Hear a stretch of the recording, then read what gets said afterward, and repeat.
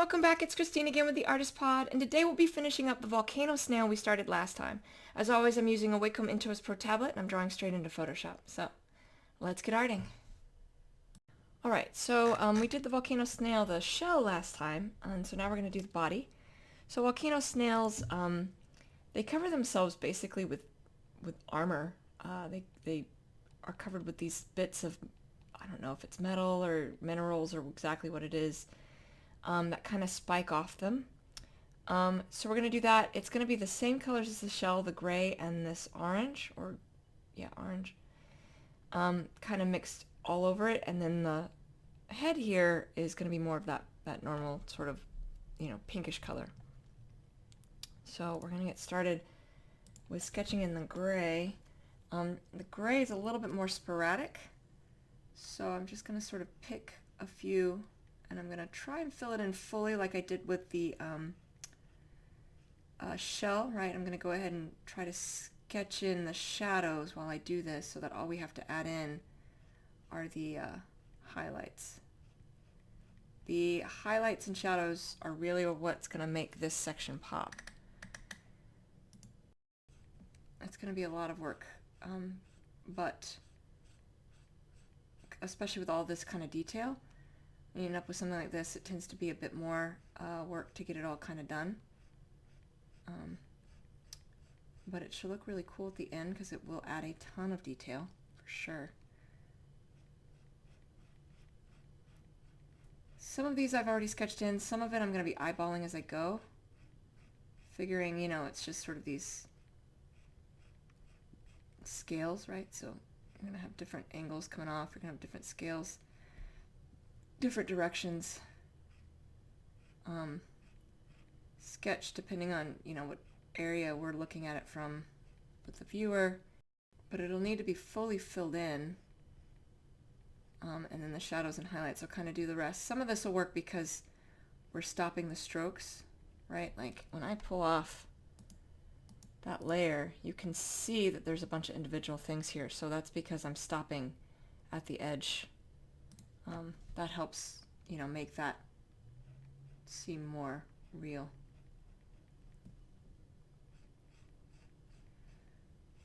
So I'm going to get the black in, and then I'm going to transition to the orange. Yeah, and then once I get all that sketched in, I will be right back.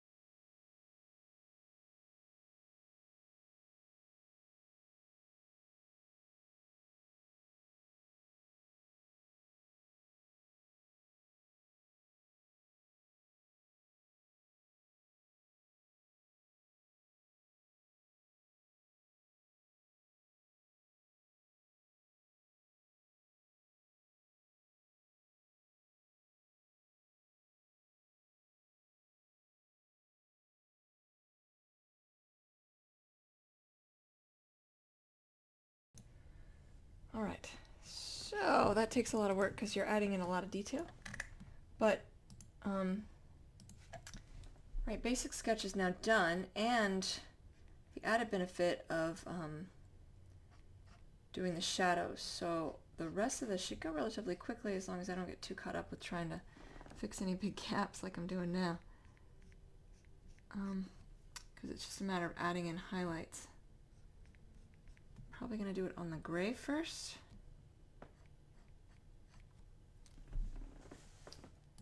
And then do it for the orange. Yeah, so now when you're adding the highlights like this,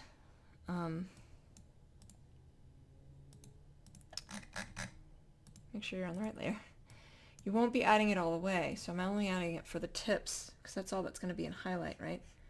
So you have, you know, tips of these in highlight, then it's fading. That's how it's going to look like you have all these jagged pieces coming out. But you're going to have tips in highlight fading into shadow. And if we do it right, it should look pretty interesting with a ton of detail.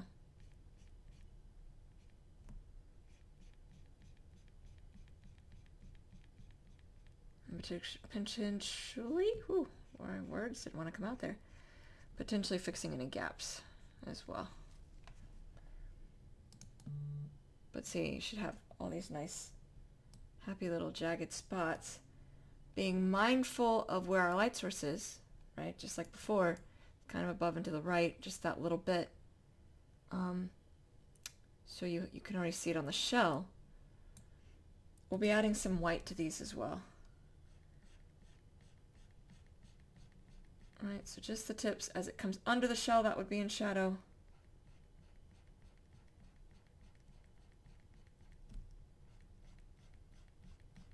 And there's a gap where each of the planks would be adding their own shadow to each other. But fading it in a little better than that one was.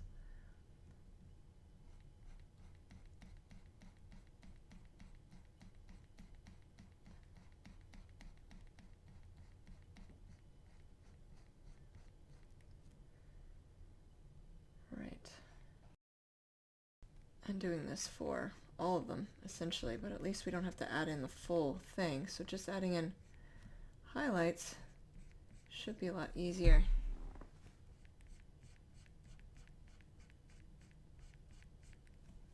And then, right, we're coming up under here, so maybe a little few stripes, but otherwise that's going to go into shadow.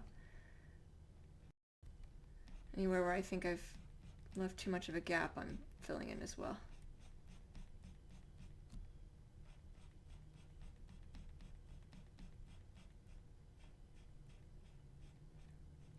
And a lot of these, as I did it, you know, you just kind of freeform it, right? Like you just look at it and think, okay, this is where one should be. As I was hand sketching them in, you know, you just kind of want to layer them so they look like they're on top of each other. And with the shadows and highlights, it'll be a lot easier to see where these planks are supposed to be. And of course, the longer plank would have more highlight to it. But see, as we pull back, you really are getting the sense of what's what. So something like this would have a longer highlight because it doesn't connect back into anything until further back. Changing direction can help sort of indicate a shift in a different plank. I don't know what to call them. Different chinks in the armor, different plates, I guess. So that you can look at it and that change of direction, right? I can see this is different than this because the direction changes. So I keep that in mind as I'm building it up too, when I was first sketching it out. As we start moving underneath, you know, it's going to go into shadow. But always leaving a gap in between. And saving, so that you don't lose your work.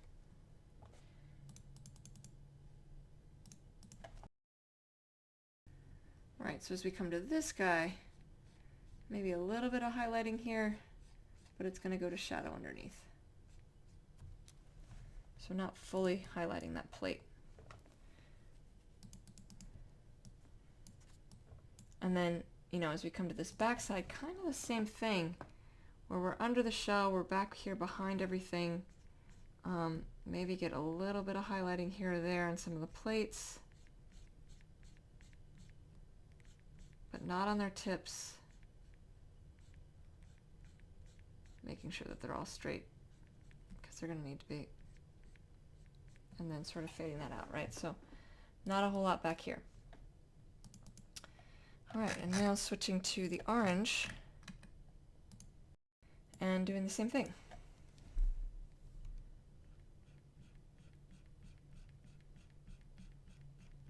With that same kind of idea, right? Just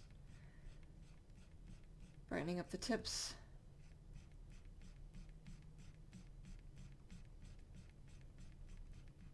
In some cases they go a little longer, in which case you would follow that back a little further.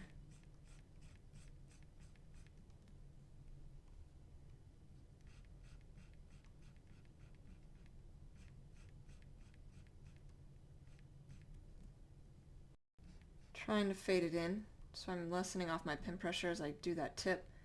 I'm then lessening it off, right? So coming in here for the tip, pin pressure, and then releasing it as I bring that in. Again, all edges are in shadow though, so up under here, not as much in highlight.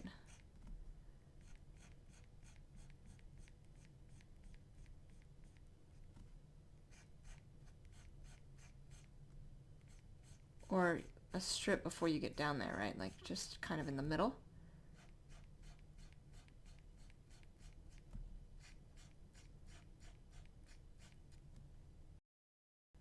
Especially with the orange, we're going to be even more careful than we were with the gray, with how we're doing the shadows and highlights, because the orange will brighten up a lot quicker. It's a lot easier to do now that it's sketched. It's just a matter of making sure I'm making sense with what I'm doing and following the lines I've kind of already sketched in. So I don't have to, you know, sort that out anymore. I already have it. I just need to keep with it. Right, just being mindful that as I come down, you know, tips, edges are going to be in shadow, so being careful not to get overzealous with what I'm doing and forget where I am, where I may be accidentally coloring a tip. Right here in the middle, leaving the edge alone. And then giving little ones, you know, I don't have to do full pin pressure, but I can do like a little burst here or there, just to give it some dynamicism, but, you know, it doesn't need a whole lot. So you can kind of see, right, when I pull back, it looks like it's covered in these plates because it's going back into that shadow. I might have to fix out some of the gray, but it's perfect. It's exactly what we want. It's going to add a lot of detail. As long as we get the shadow right, it should all look right. Which is relatively easy. It's just on the edge. You got to get the shadow right on the edge. Otherwise, the shadowing and highlight through here is relatively easy to do. As long as, you know, you sort of fade off your pin pressure. That's also really the trick here, is making sure it's not this big, hard, jagged transition, which is kind of what I did with the gray, but which again I might have to fix. And then again, not at the tip, so here in the middle. Same with all of these down here. Some of this too. This little plate sticking out. I'm going to do the same thing for this guy. It's close enough to the edge. So you can give little bursts of highlight here or there. Indicate something sticking out. It doesn't have to be much because we'll see that. You know, we're getting a sense of that. And then up in here, making sure that's faded.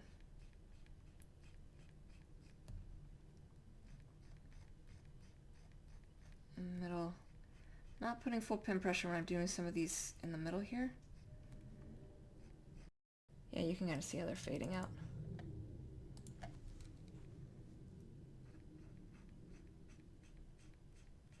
It's just enough to indicate, right, there's nothing really blocking it right there in that spot. All the way down, because we have, you know, this line of gold right at the edge, or orange right at the edge. And the further away we get, the more we can pop that highlight back on. Right, so down here, nice and faded and kind of in the middle, but we can get that going a little bit more as we bring that up.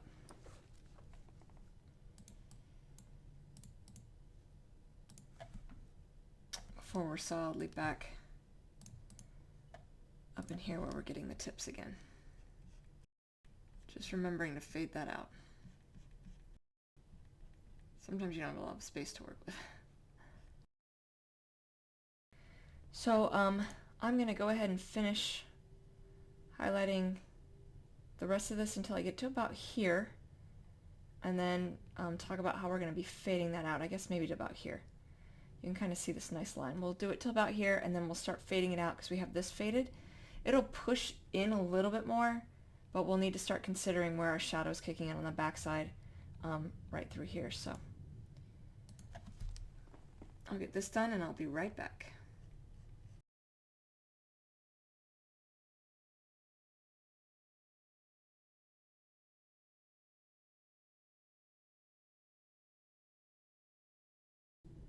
Alright, so we need to start sort of working our way back. I'm going to brighten up this just a little bit. Maybe give a little burst here. So some shadowing coming from above. But this is, once you get into the middle, you're probably still looking at some highlight as these are peeking up. Right, and then as we're coming up, maybe more along the middle than the tips. Kind of what we did to the gray right through here. Right? Nothing big, it's a subtle transition. And then pushing that back, right? We still have some highlight here in the middle where it's poking out. This is probably bulging as it circles in, or as it sort of rounds behind. So we're going to have that little bit of a bulge in the middle where this would still be highlight, but around it start dealing with some shadows creeping in. And it, you know, you don't have to do much. You can add just little bits of it, right? Like this little bit here and here. And it's not full pin pressure, but it's still going to give some definition. And as we get further back, I'm less likely to do that, depending on where we are and how much we're pushing in, where we're pushing in, how the body's turning. Right, and so we'll lower that pin pressure of what the highlight is as we sort of work our way back here. But right here, nice full pin pressure, still doing our thing. And then, that's really loud. As we're, you know, coming down and or back, really we're doing that sort of mid transition. We have some highlighting, just that little bit, not nearly as intense as full pin pressure. It'll give some definition to the individual plates.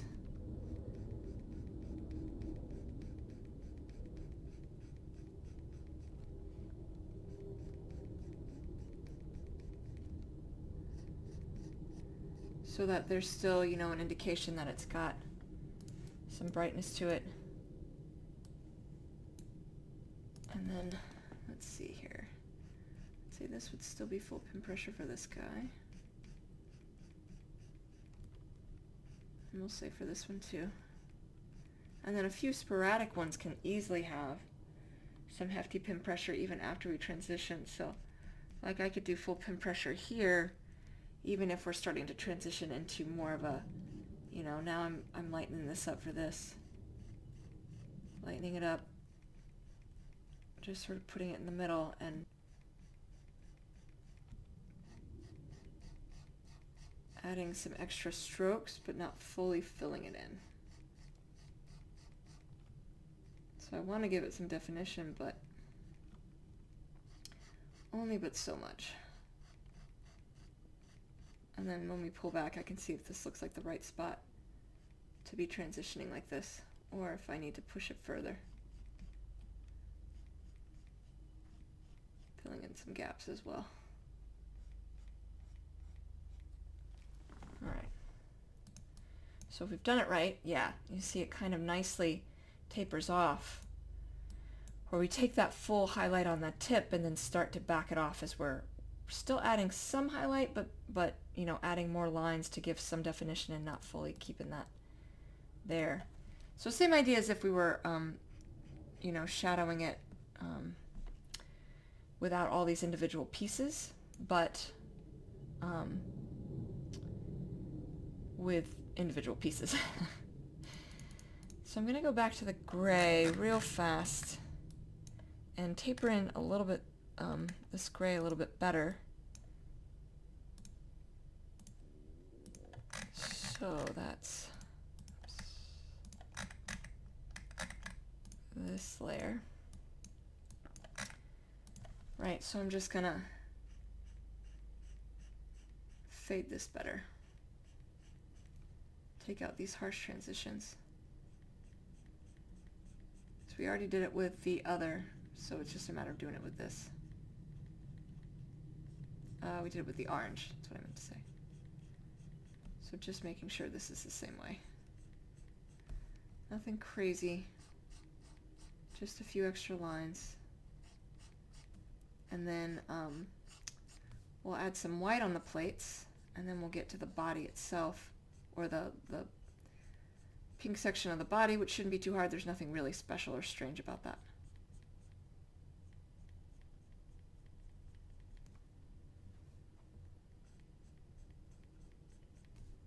I'm going to give some burst under here. Not much.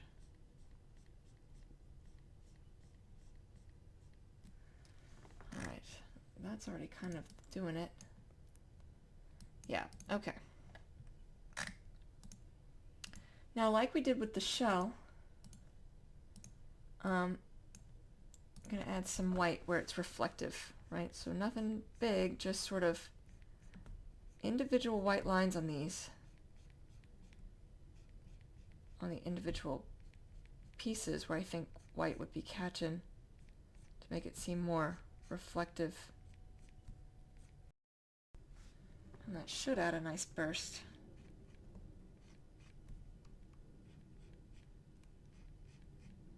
Not doing it anywhere where I don't think there won't be a full highlight.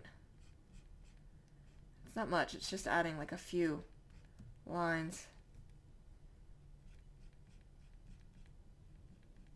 It should really suggest that this is shiny. That's what I'm going for. Never to the edges, so I'm only doing it in the middle. Right, so if I pull back, yeah, you're definitely getting a ton of definition now. Should really make it stand out. And where I need to, I can just do one line, where it gets a little tight. That also pulls some of the white from the shell down, which is good. Balances that color.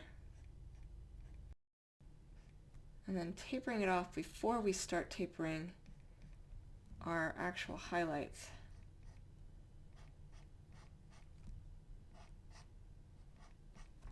Right, so have this little bit of a burst, and then as it's going back, lessening this off. So just a few streaks of white, nothing big, where it's not catching as much, and you can see that that allows it to sort of fade back, but he still gets a nice bright sheen here. Alright, now the last thing is the snail, the head.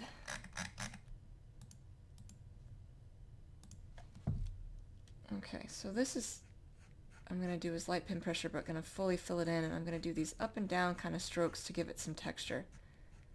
Right, so I'm going up, up, down, down, up, up, down, down. It creates a textured effect when you do it kind of that way. But right now, light pin pressure, so I'm going ahead and adding the shadows here.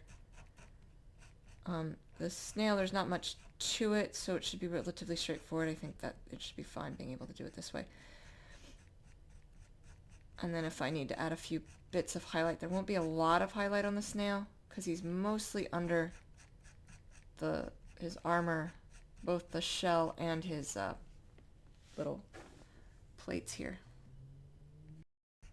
And then just filling them in. Right, so if I take that off, you can go away. Oops.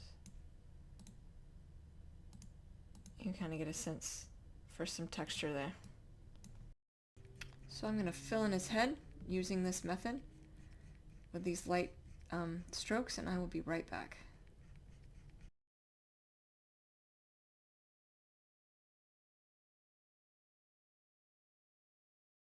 So this is the method I use when I'm drawing snails.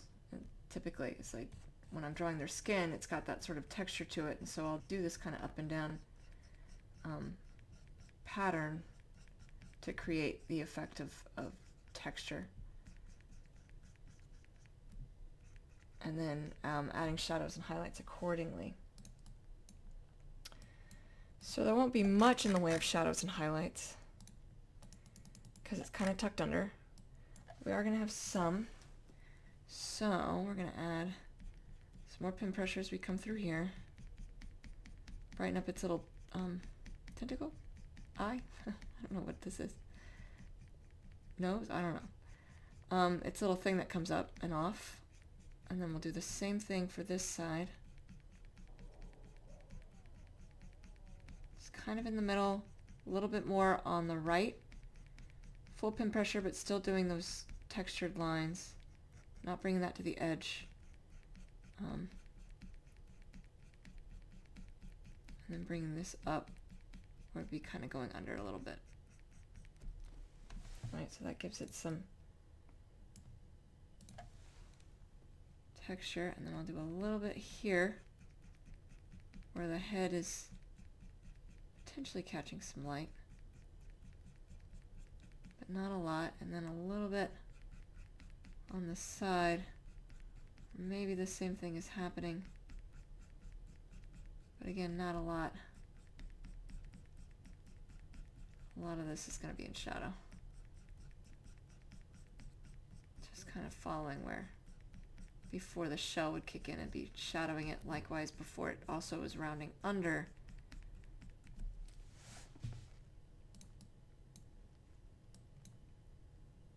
Yeah, there we go. A volcano snail. Alright, so that is how you draw a volcano snail. I hope that was helpful. In the floating nether next to me, I have other videos of art tutorials I have done, and I will see you all soon. Thank you so much. Take care.